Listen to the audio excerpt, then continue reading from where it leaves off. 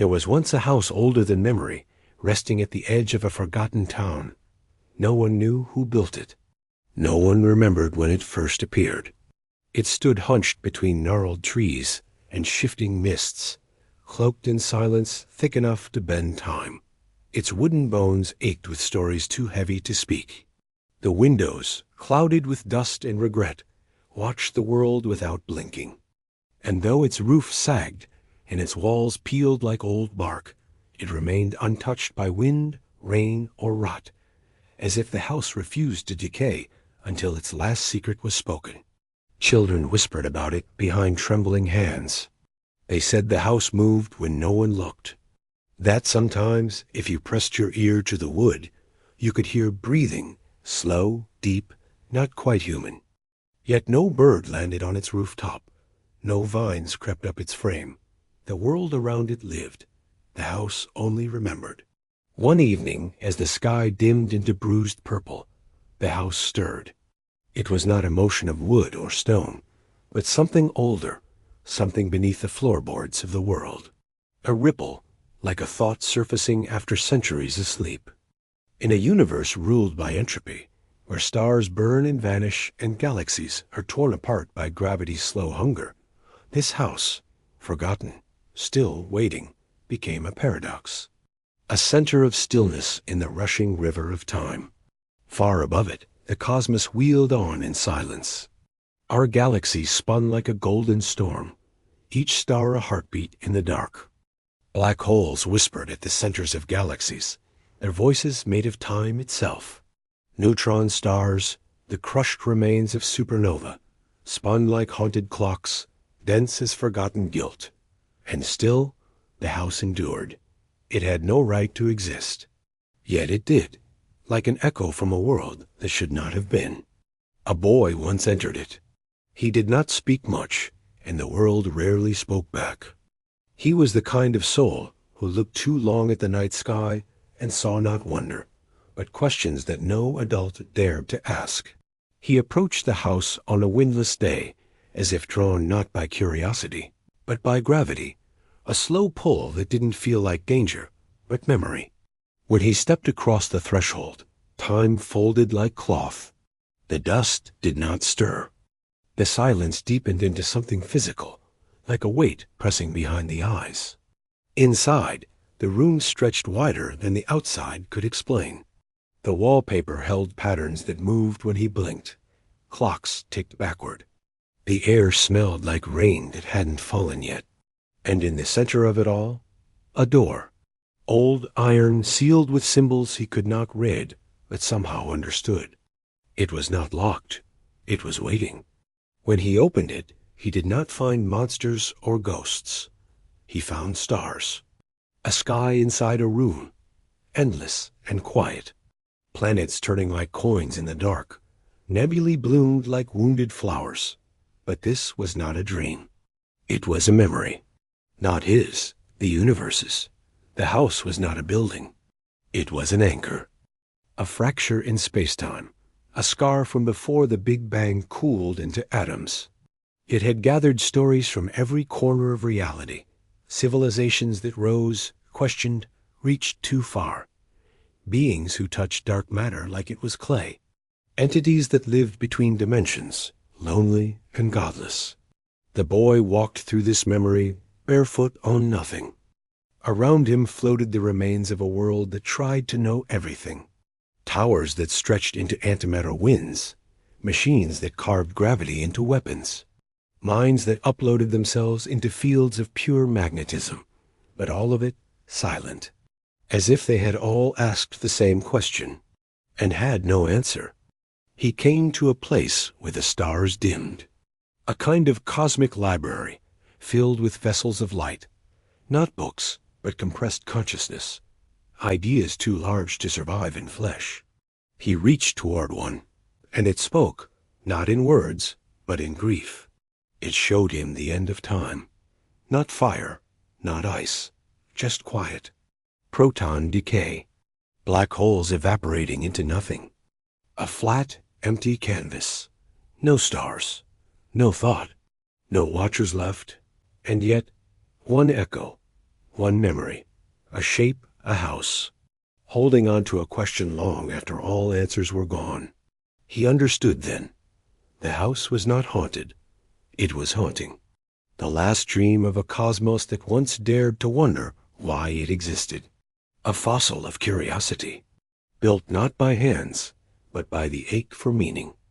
It had survived gravity, time, collapse, because ideas, once born, do not die. They drift, they settle. They wait for a mind open enough to receive them. The boy, now older, stepped back into his world. But something had changed. The sky above looked the same, but he knew it was not. Stars were no longer lights. They were questions burning themselves to be seen. Every photon a letter. Every shadow a space between truths. The house remained behind him, quiet, content. Its door gently closed. It had shared what it held. It could sleep again. He never spoke of what he saw, but he spent his life differently. He built no machines, started no revolutions. He only asked better questions, listened more closely, looked at silence not with fear, but with reverence. And sometimes, when the sky was especially clear, he would see a faint outline on the horizon, a crooked roof, a watching window, as if the house had followed him, or perhaps had never truly been left behind. Because maybe the universe doesn't want to be understood. Maybe it only wants to be remembered. And maybe the deepest truth we can hold is not in knowing the answer, but in daring to ask again, even when there is no one left to hear. Imagine a silence so deep that even the collapse of stars cannot disturb it. A silence that stretches not across hours or centuries, but across the lifespan of universes. In this silence, galaxies unravel into threads of starlight, black holes feed with endless patience, and entire civilizations rise, ignite like sparks, and vanish without leaving a trace.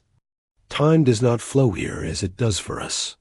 It folds, fractures, and lingers like fog on an endless ocean.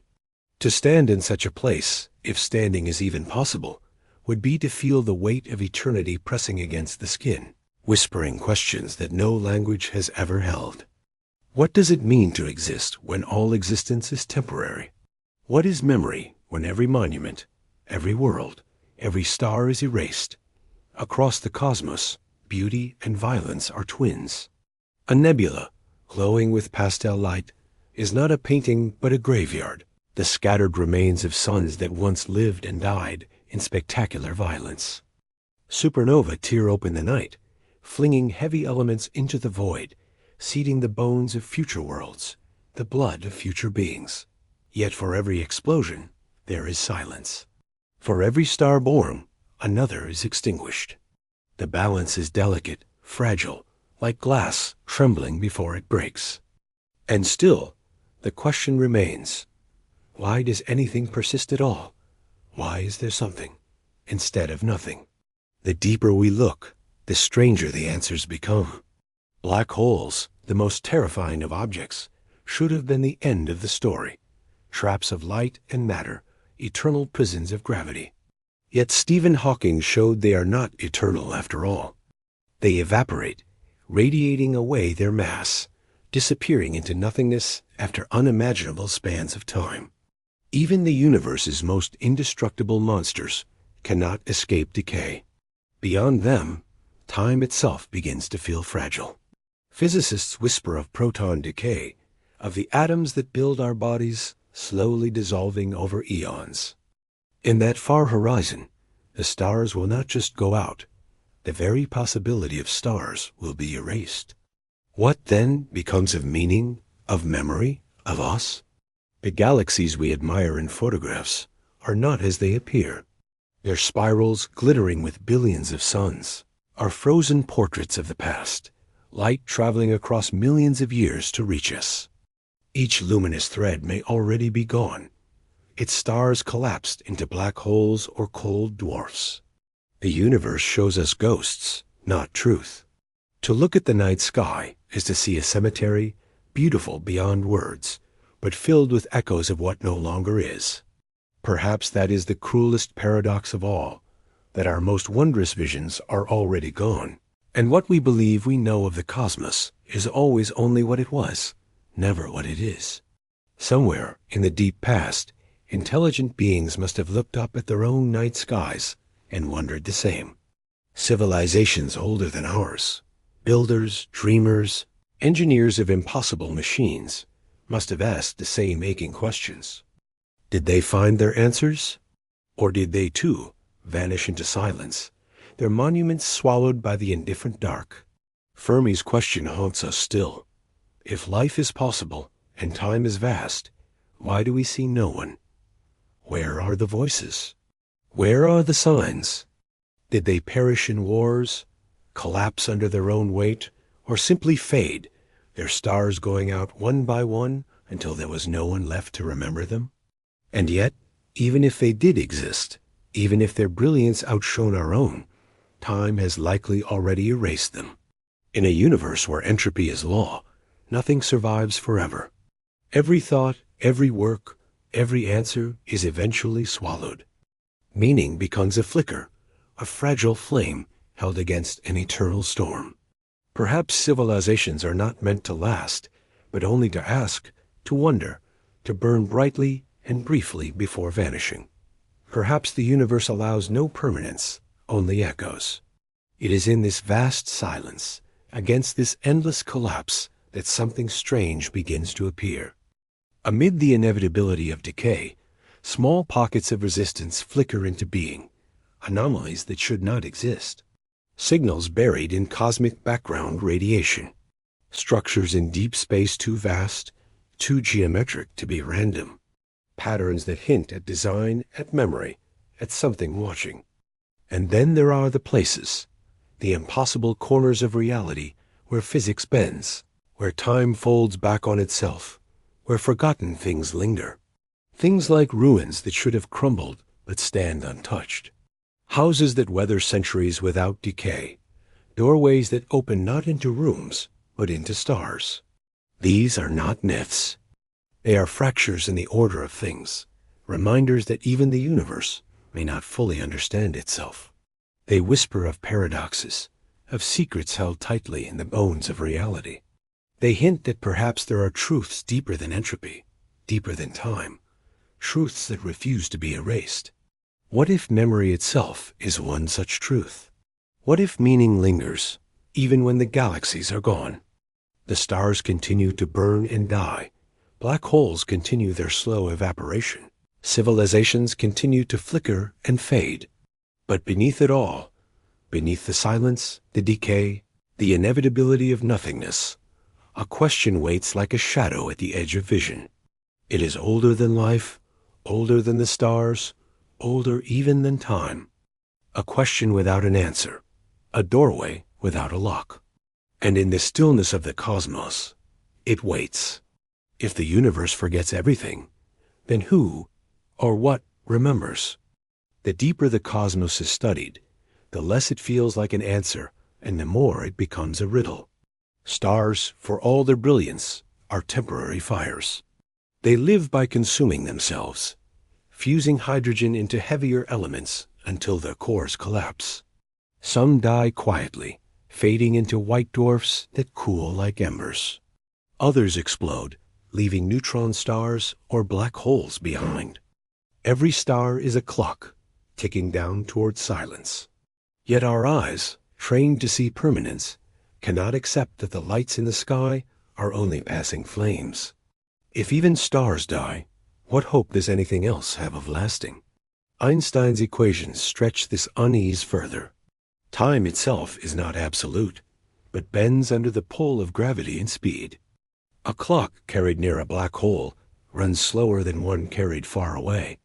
To us, time feels steady, trustworthy, but in the universe, it fractures, dilates, and slips. If time is not the same everywhere, then what is a moment? What is a lifetime? Our sense of order is revealed as illusion. Then comes the silence of the Fermi paradox. The galaxy should be filled with voices, with civilizations older, wiser, louder than ours. Yet all we hear is quiet. Perhaps they destroyed themselves. Perhaps they were erased by entropy. Or perhaps survival is rarer than we can bear to imagine. Every law of physics points to isolation, decay, and erasure. Entropy increases. Energy spreads thin. Meaning dissolves. The more we learn, the more the universe looks like a place that resists permanence, a place where memory itself is fragile. But if everything fades, then why does anything remain? There comes a moment when the questions can no longer be pushed aside. The universe is not a stage built for us. It does not know our names. It does not care if we survive. Every star will dim. Every atom will unravel. Time itself will one day forget how to move. All that we are, all that we dream, will scatter like dust in a wind that never ends. To realize this is to feel the ground dissolve beneath the feet. Loneliness deepens into something sharper, not just the absence of others, but the certainty that even if they once existed, they too are gone. The cosmos is a graveyard without markers, a silence without end. And yet, hidden within that silence, there is one unbearable truth. We know it. We carry the knowledge of impermanence in every breath. And still we search. Still we ask. Still we build stories against the tide of entropy, fragile shelters of memory. Perhaps that is what the universe has been waiting for. Not survival, not permanence, but a witness. A single voice daring to say, "Asterisk, I was here." The stars will burn out. The galaxies will vanish. But the question will remain, carved into the silence. Why was there ever anything at all? Beneath the endless silence of the cosmos, Earth feels impossibly fragile. A thin blue shell drifting in darkness, wrapped in air no thicker than a breath, carrying oceans, forests, and voices that sing against the void. Every child born here is a spark, brief, bright, and unrepeatable. Every seed that pushes through soil is defiance against entropy. Every sunrise is a reminder that, for now, the universe still allows warmth. The realization that nothing lasts could crush us. It could turn life into futility, but it could also give it weight. A star burns for billions of years, yet a single heartbeat on Earth can hold more meaning than all that fire. A moment of kindness, a memory shared, a dream passed forward. These are fragile, yes, but they are ours to choose. We cannot stop time. We cannot silence entropy. But we can decide what fills the fleeting space between beginning and end. We can build stories, care for one another, protect this rare island of life. And maybe that is enough. Not to conquer the universe, but to honor it. To look into the abyss and say, even here, even now, something beautiful existed. In the end, the cosmos does not answer. It only whispers through collapsing stars and drifting dust, through the silence between galaxies. The whisper is not a truth, but an invitation to wonder, to listen, to exist even for a moment. Perhaps that is all the universe ever asked of us, to notice, to remember, to carry its silence in our small and fleeting voices. And when the last star fades, when the dark grows infinite, the question will remain, untouchable, waiting. A single thought echoing through the void. Was it enough simply to be?